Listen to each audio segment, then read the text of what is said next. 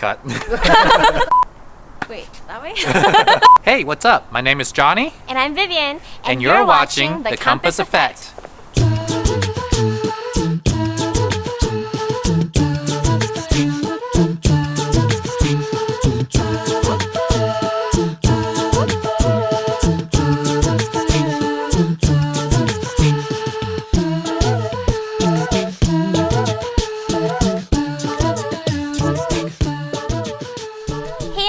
And welcome to another awesome episode of The Compass Effect.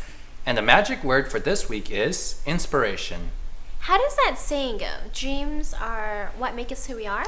Exactly. And speaking about dreams, we're stoked to showcase people who have taken the initiative to inspire themselves and others. Episode Inspiration. Dun, dun, dun. We'll tag along on the adventures of Project Motivate, a free mentoring program for Vietnamese youth.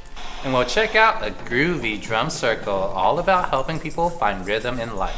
Not to mention, we've got captivating interviews coming up. But first off, let's join Darren, who's down at UFC fighter Nam Phan's academy, and see how Nam was inspired to take the path less traveled by. I was always involved in martial arts my whole life, and I wanted to do something to inspire, the young and next generation of Asian Americans. Hey, I'm here with Nam Phan at the Nam Phan MMA Academy here in Garden Grove.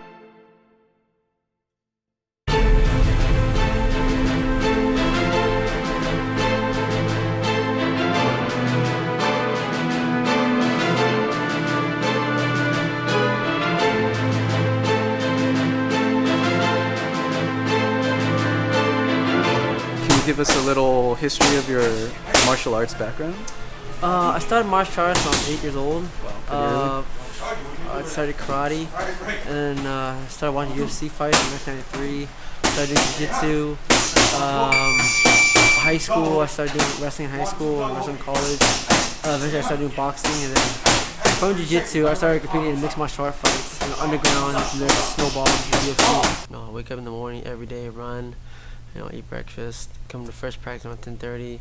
Eat lunch, come back home, take a nap, rest, come back to another practice, do kickboxing or boxing, whatever, and then later do more jiu-jitsu, go home and eat dinner and go home and sleep and do the whole thing all over again.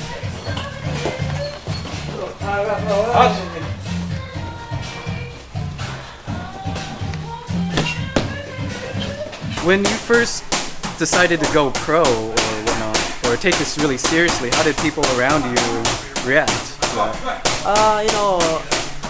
In the beginning I wasn't that famous, so not that many people knew who I was, but the people that knew what I was doing was part of my family, my parents. 2, take 1.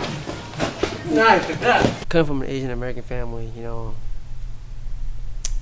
it's not accepted, so it's like, you're gonna be a doctor, you're gonna be a lawyer, you're gonna be a pharmacist or something like that. I remember the shining moments. Remember, I was at a dim sum restaurant with my family, and my dad goes, "What do you want to be when you grow up?"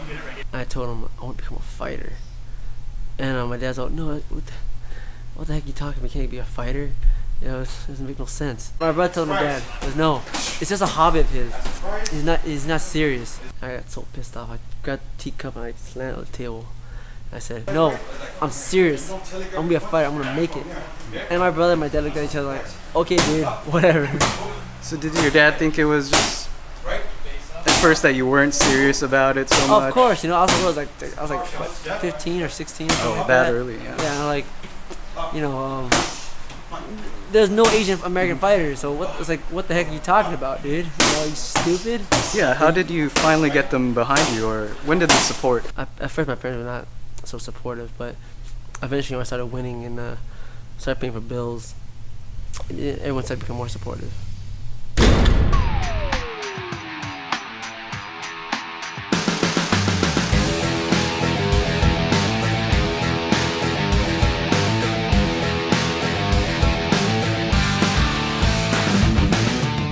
To me, all the fights are pretty hard. It's at the higher level. It's super difficult. They say that from failure comes success. So how do you deal with like a loss, or how does that help you improve yourself? I just usually just go to my bed and cry myself to sleep. No, but seriously, it's very emotionally depressing. So after that, I just try to just sit back and just really think about and ponder. There's always gonna be ups and downs in life, and I just try to do my best to just understand why things happened, and whether it takes a day or a week, however long it takes, just try to really think about what happened and why things went wrong, and try not to let it happen again. Really try to learn from your mistakes. 1, 2, 3. Now cross. As you cross the back, jab. Cross the body. Now don't push down like this. Squat and push straight. So what's your greatest inspiration, or what gives you inspiration? My greatest inspiration, or what gives me inspiration, is for sure by far my parents.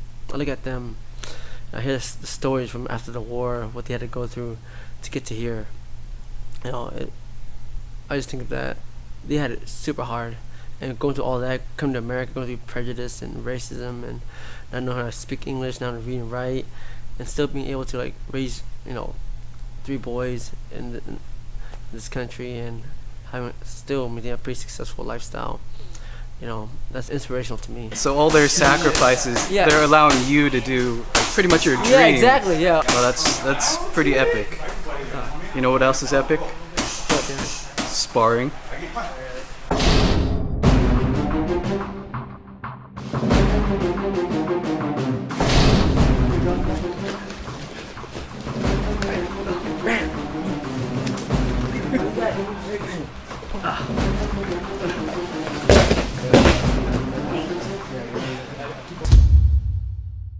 Darren, why are you staying so far away from me? I'm okay over here.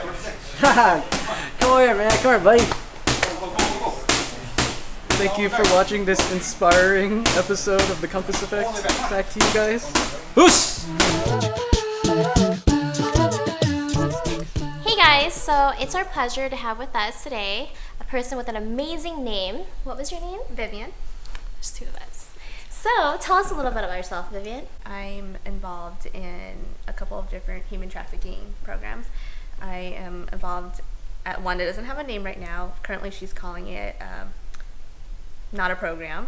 And it's a The name's not a program? It's not a program because what it is she's trying to create a program, funny enough, for girls to live together, to transition from being working girls or just girls that have worked for really low income in different countries, and also that have been trafficked through Ventura or Los Angeles.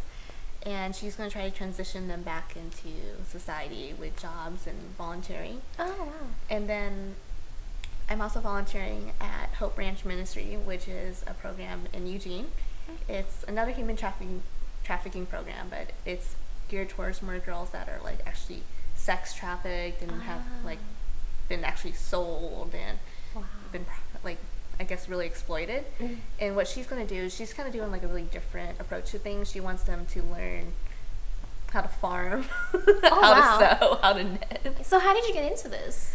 I used to work as an escort, and when I got out of escorting, I kind of went to it's kind of like a rehab program, but not really, because I went to a human trafficking program, even though I wasn't. To me, I don't think I was actually trafficked because I didn't have a pimp, or I wasn't had anybody that sold me. Right. But according to statistics, they said I was, because I started prostituting on and off since I was 14, 15ish. Okay. So do you think the rehab program effectively changed your overall mentality, and it just gave you a new perspective in terms of opportunities and stuff? Did it? How did that inspire you to, help other people follow in your footsteps, essentially? Well, the rehab program was awful. Oh. And I know this is not the answer you guys want. Yeah, Sorry, it was actually. I noticed that it actually did a lot more damage to a lot of girls. The rehab program. Yes, it did more damage to a lot of the girls than it actually did help. And even though right now they're totally doing better and things have changed, because the groups of girls I came in with, including myself, were kind of guinea pigs because we were the new ones. So, can you elaborate on why do you think the rehab did more harm than good? Okay. Well, one, they kept us inside a house. We really didn't see sunlight. Yeah, I know, no sunlight. And I felt like they were so focused on us not even talking about it, because they thought like, oh, we don't talk about it, then it'll get out of our system. Because a lot of us, like, we wanted to do it, and some of us didn't want to do it, and I just felt like that's not really a way to heal. So when I was in rehab, like, I took it upon myself to get to know some of the staff that volunteered there, and like the staff that I actually cared for me, that actually wanted to help me. Like, I was like, wow, you know, if they actually open up their own program, they can probably save more girls, and you know, like, these girls actually sincerely want to stop exploiting themselves. So, what are your plans for, like, your future plans on, like, volunteering in these programs? Right now I'm doing a couple of guest speaking. Like, I just spoke at one in Ventura over the summer. I was going to speak at the one in Eugene, but somebody took my place instead. And what else am I going to do is I'm wanting to open up my own, like, knitting blanket company. And with that, hopefully I'll be able to, like, start it up and then provide at least like 4 opening positions, like full-time or part-time. And if these girls can, like, stay in the program and, you know, they're sincerely committed and want to change their lives, then that creates jobs for them. Because a lot of times, like, you know, if you've been, you know, working inside the sex industry for so long, you don't really have any other trades other than, like, selling yourself. I was, like, really thinking about it. I'm like, you know, what's really stopping a girl from, you know, going back into the sex industry? Because they can make, like, anywhere from like $200 to like $600 an hour. What would stop somebody from doing that? So, Unless they had another career path that was equally Right. as promising. So, thank you. Thank you so much for your time and for the insight into this. And hopefully there are ways. Oh yeah, Vivian, 2 of us. Yeah, there's 2 of us. Hopefully, hopefully there's a way for people to. I mean, the fact that people know about it, I'm sure it will bring a call to, you know, helping the problem and or not necessarily a problem, but offering a solution at least to helping these girls progress and all that. So good Right. luck and Thank you. congratulations, and we look forward to, I don't know, everything that you're going to be doing soon and in the near future, and the knitting company among other things. So Oh, thank you. okay, so after this break, we will be following the Project Motivate as they mentor their mentees.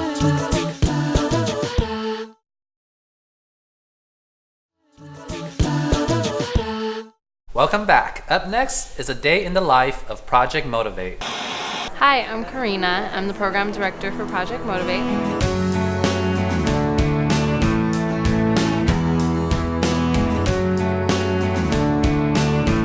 Project Motivate is a program mentoring Vietnamese American teens in Orange County, and we focus on teens who are special needs and at risk, who are facing trouble with school and could use tutoring and mentorship. Project Motivate believes that to develop a young person or to give them good academic skills, they also need great life skills. And so in addition to helping students with tutoring and during weekly study halls, the students also attend monthly events. We're going to UCI to see them play basketball.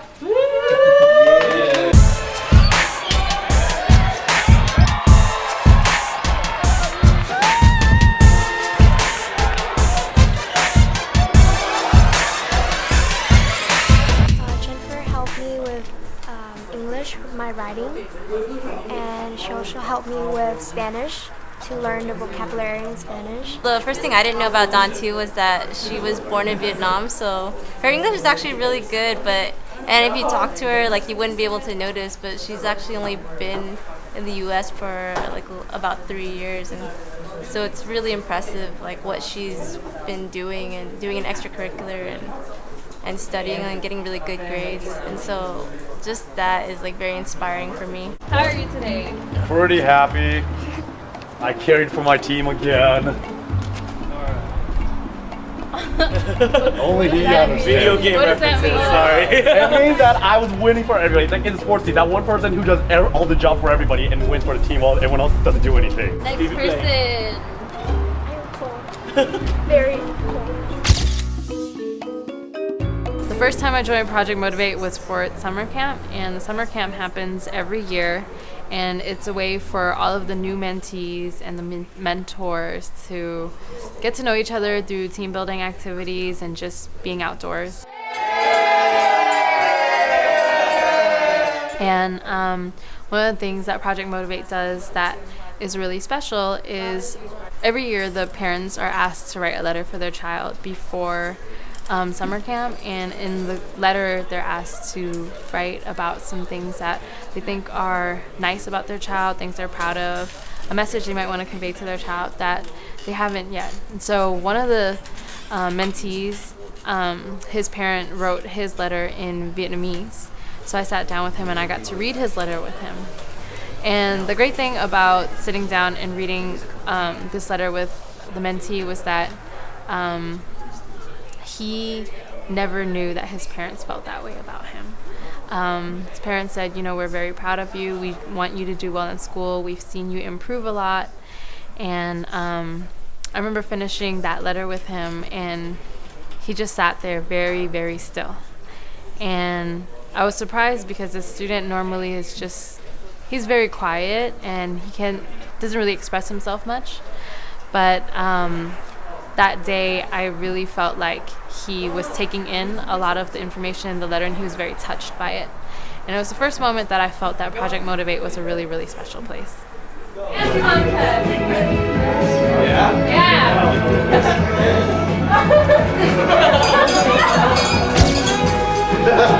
Mentors also talk to their mentees about any issues that they're facing, whether it be with school or relationships, friendships. And they also talk to the parents a lot and keep in touch with the parents. I call her house and I talk to her mom too, and then we just kind of chit chat about how she is and then how Dantu is doing. And so it's really nice just having that relationship with the parents as well. Having come from a lot of different nonprofit organizations and nonprofits, what I really, really enjoy about Project Motivate is the fact that we work specifically with Vietnamese American families. And what's so special about that is we actually get to form a deeper relationship with the parents and the families about the child's development. So there is no separation between the youth development and the youth program from their families. And I find that to be really, really special because it really promotes unity and harmony within our community.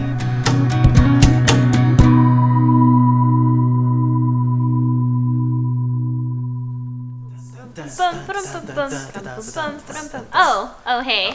Drumming just really gets you pumped up. Even when it's fake. Well, Audrey is in Hermosa Beach and having a blast at a drum circle. Let's get inspired.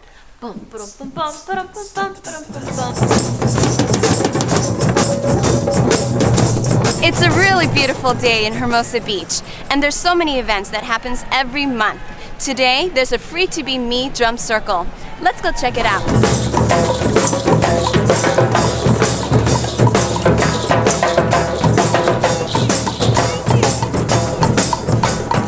Located next to the Hermosa Beach Pier, the drum circle is a celebration of life, the rhythm and music. Here we have Sabina Sandoval. She's the creator and founder of Free to Be Me Drum Circle. The reason I instigated this circle is to remind people to celebrate life and not always be so focused on making ends meet. Free to Be Me started off on the beach. It also benefits the mentally challenged, teens at risk, and inmates. And it has been proven popular as an after-school program. It's just fun to be out here and like play, I guess, with everyone else. Let me see you drum a little bit. Spirits light up, and then the parents get involved because sometimes the parents are so inhibited that the kids remind them to celebrate. And that's why it's important that every parent is with their child while they're in the circle.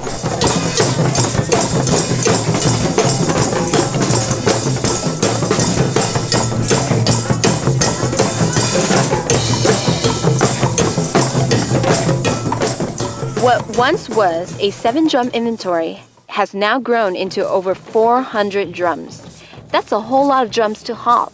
But luckily, Sabina has her volunteer group, the Tribe of Angels, to help her out. I just started coming to different events with her, volunteering, playing. I was originally playing the djembe, and then I gravitated towards the dunes, which I love now. Like, that's my thing now. I was watching you from upstairs, on the bridge, and you were so natural. You're like going at it. I love it. Thank you. That came with time. I was like stiff as a board in the beginning, just trying to get the beat, And then now it's in the body. Like Sabina's a great teacher. She told me that too. She was like, it's in the body. You gotta move, you know? What's your favorite drum that you like to play? I don't actually play drums. I just dance to the music. Really? I just hear the music and my body moves.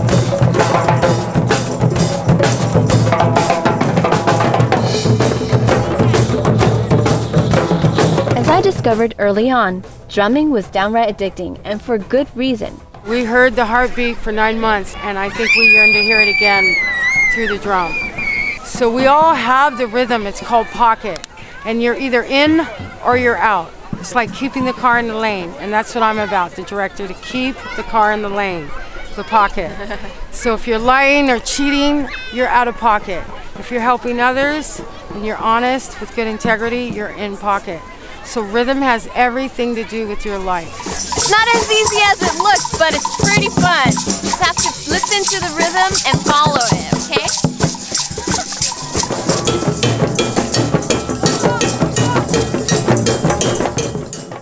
So, you guys cleaning up right now? Yeah, we are.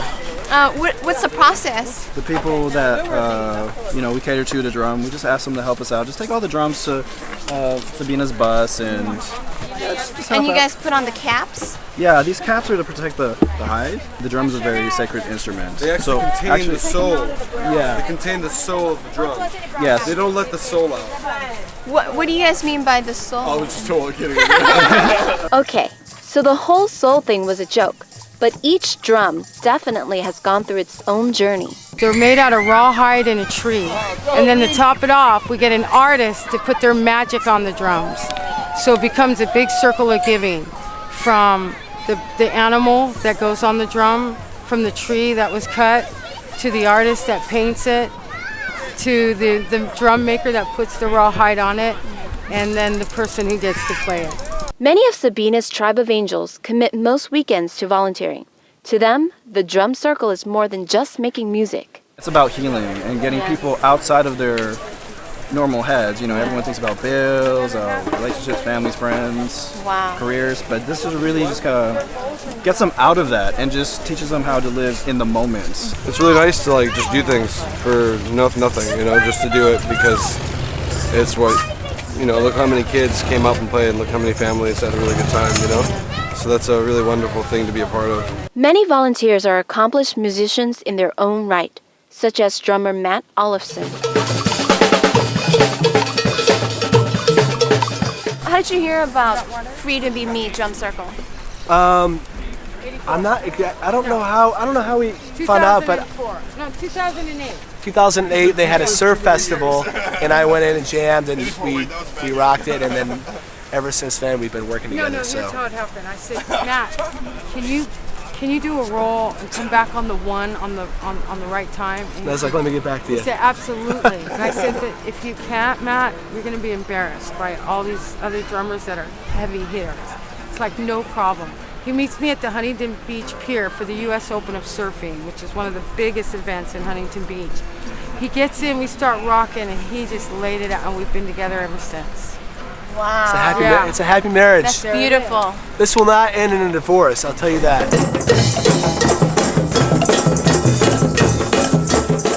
Gosh, that was a real good workout. What about you, Johnny? Well, my arms are still being worked out because this boom mic is really heavy. Well, this event happens on the third Sunday of every month at the Hermosa Beach Pier. Maybe I'll see you next time. Hey, that was quick. Yep, got you some sand. Oh, from Hermosa Beach, huh? Yep. Cool. Well, we hope you enjoyed this week's episode on inspiration. Yep, so no matter what comes your way, stay determined and stay inspired. See you next time.